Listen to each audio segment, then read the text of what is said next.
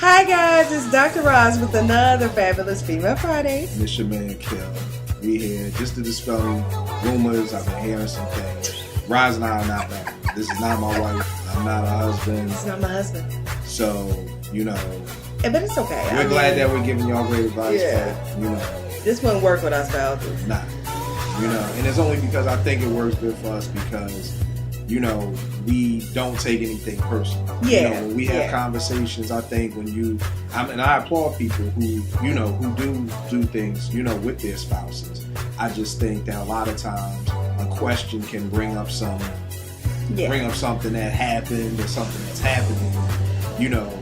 It's hard for that couple to stay on one accord because of what they may be doing. So, for us, it just works because Dr. Roz is the PhD licensed clinical psychologist, and I'm just that dude from around the world. So, it works for us. But we're not married, so just want to put that out. But let's hit with the question of the week. Question of the week was, Kil, Dr. Roz, I'm always hearing y'all talk about, sex. And we don't always want to talk about sex. We want to talk about sex because ever since we started talking about sex, people don't stop emailing us. And our followers are going up and our views are going up. So that's why we're talking about sex all the time. But the question was, y'all are always talking about, sex getting boring in marriage. So one of our anonymous followers asked, how can you heat up your sex life? Well, I think that's a great question because your sex life can get stagnant and can get boring and can be the same thing. Or it can become non-existent, which is never a good thing. So I think probably a good way to heat up your sex life would be to communicate with your partner, see what they like. Don't just go out and try to do something new because you might bring in some suspicion.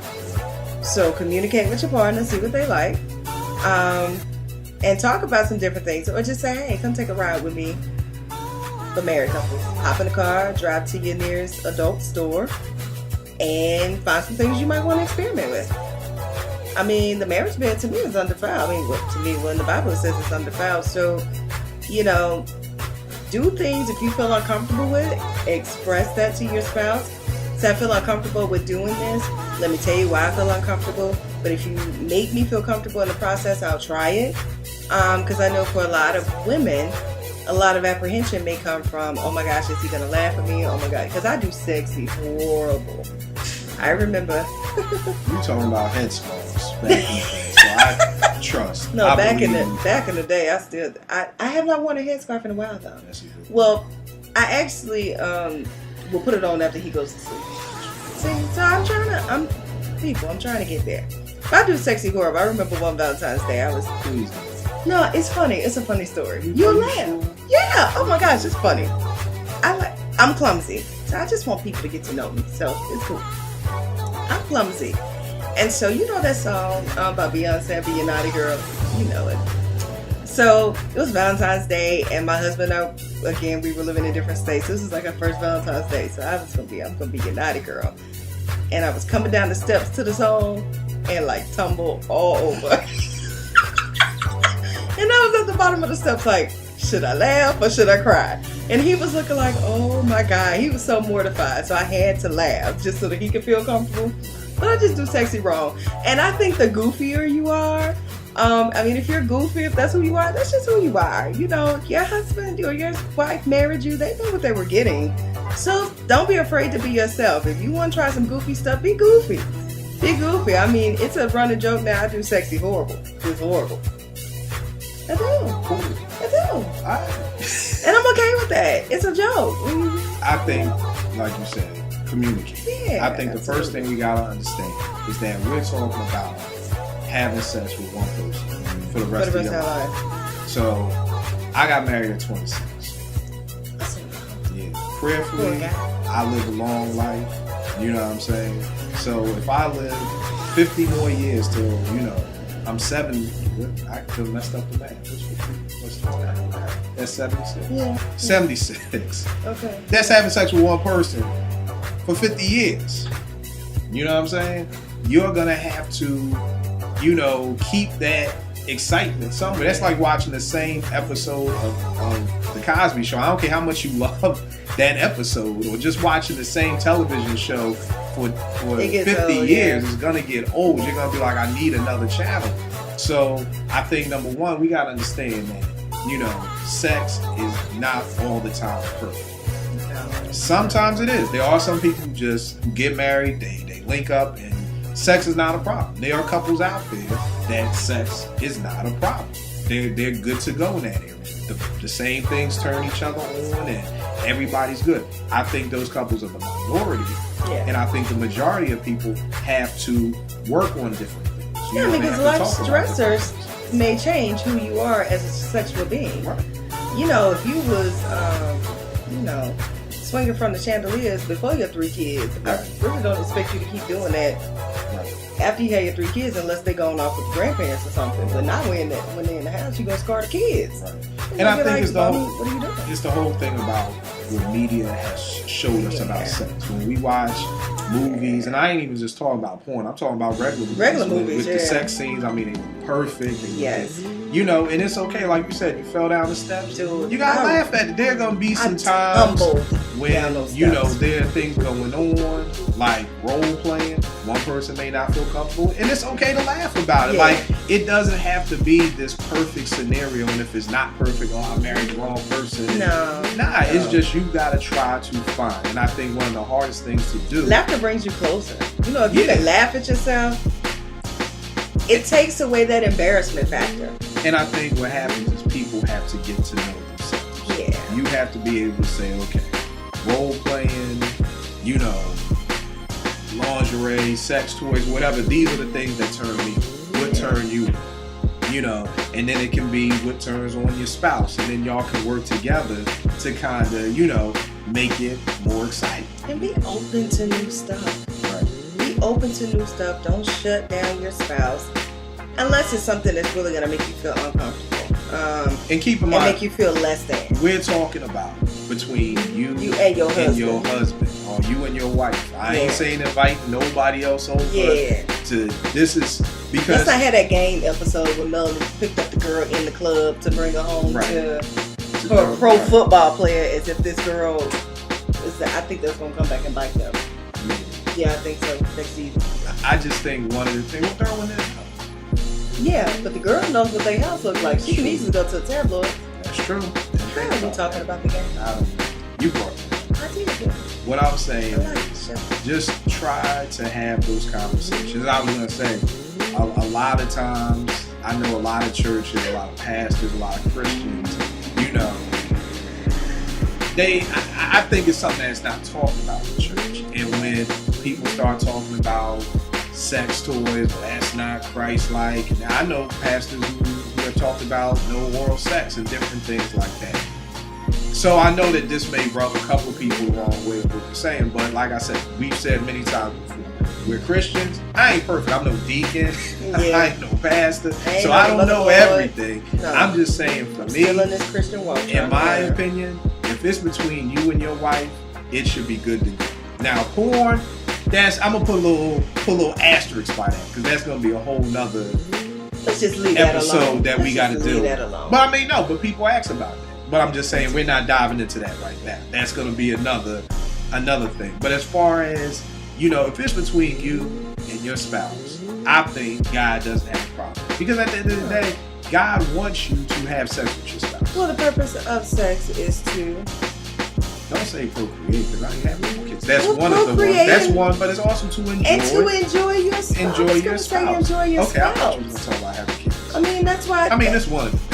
Yeah, but that's why he makes it no longer a sin. Right. Because he wants you to enjoy your spouse. And at the end of the day... That's the only person you should be enjoying. And at the end of the day, we just have to make sure that we're doing it. You made a good point once. You said you can't complain about the sex isn't good if you're not trying to have sex. The only way you're going to get better at anything if you practice. Is if you practice. Absolutely. But, it can't, but again, I think it's from the media. Yeah. I think it's from our sexual past, where maybe in the past we didn't have to practice. It just clicked. When I watched Set It Off and all these movies, Jason's Lyric, I remember when Jason's Lyric first came out, they was like, oh man, Alan Payne banging her on the cash register, and then the field of flowers. I remember women like, wow, he doing her in the flowers. And like, yo, we're not having sex in the flowers. So I think between the media and, you know, what we've seen on TV and maybe our past, we just think sex is just like this thing that just comes together. Like I said, sometimes it is. But when it isn't, you can't just throw away your marriage. You can't just say, okay, this isn't good. It isn't what I thought. Let me move on to the next dude, or let me move on to the next chick, or anything like that. You've got to work on it because, you know, I truly and honestly believe that if you put the time in to work on your sex life and your marriage, you'll get the rewards. You'll get the rewards. You may get more than what you I was just about to say that. You may get more than what anybody in the past has given. But at the end of the day, I don't know if I broke this down, but one of the things I was thinking about, for women, you need to understand how men are. See, when most men probably got their first shot in high school. See, in high school, got our first shot in high school. We don't care about no lingerie. We don't care about no role. We don't care about that. We just happy to be getting something. Seriously, we are. Now, when we go to college, in high school, we wasn't really worried about positions. We just wanted to be able to say we got some. Wow. That was it. Wow. Now, when you go to college, you may learn some tricks, some positions, and things like that. But for the most part, we're still happy to just be getting some. Now, when you get out of college and you're in serious relationships, and maybe you're living with some people, or you're doing a grown-up thing, then maybe we start saying, hey, let's, go to Victoria's Secret, go to Frederick's, dress up, let's do some things like that, And then when you get married, it's kind of like... That's when you should bring out all the stops. Right. But I think what happens, and it's not fair for women, because women are probably thinking, well, I didn't have to do all these tricks for all my past boyfriends, but let me explain to you all what your past boyfriends were thinking like. So your boyfriend in high school who you didn't have to do no tricks for, he didn't care about no tricks. He just was glad to be hitting it. Sorry if that sounds raw, but that's what he's just happy with. Same thing. I didn't have to do that for my boyfriend in college. He was just happy to be hitting it. Now this is forever. This is forever. So yeah, you're gonna have to pull out some tricks, and even if you don't have no tricks, you have to find some tricks. Buy a book, read a book. I'm not men. What are you gonna say? I'm just saying. Men, you need to understand that it's more than just you being excited about just getting it. Right. You gotta learn how to please a woman. Exactly. You can't just do your business like Mr. on Color Purple and think it's all good. It's all color. Don't look at me with that open. You are not black. Then I'm not. Then I guess I'm the darkest white person you've ever seen. You have never seen I'm Puerto Color Rican. Purple? Maybe I'm Puerto Rican. I got Indian in my family. I do. My grandmother and dad. So. You're still on Color Purple. Seriously? Yeah, nah. That's gonna be your next birthday gift. No, please don't. It's a I'm great movie. not gonna look at it. It doesn't look good. It's a beautiful movie. I don't care. Well, anyway, right. Getting back into this. Men. So since you done broke it down about, you need to understand that sex for us is emotional, and it starts with conversation. So you just can't come home, be excited about getting you some, and not put in any effort to make me feel good about wanting to give you some. Does that make sense? So you need to come in and you need to romance us. Because we need that. Because see, when you just come in and, what do you call it, assassination sex? Hold on. Okay. You just come in with assassination sex, it does not make us feel beautiful or worthy. And so it makes us feel like we've kind of been used up. You just getting, let's say something. You're just making a release, and I had to catch my words, yes.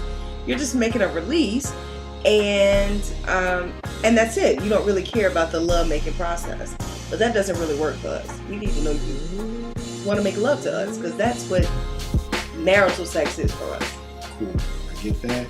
You're gonna have to be back with part 2 in a minute, so keep it live. TillDefinitely.com. Have a good one.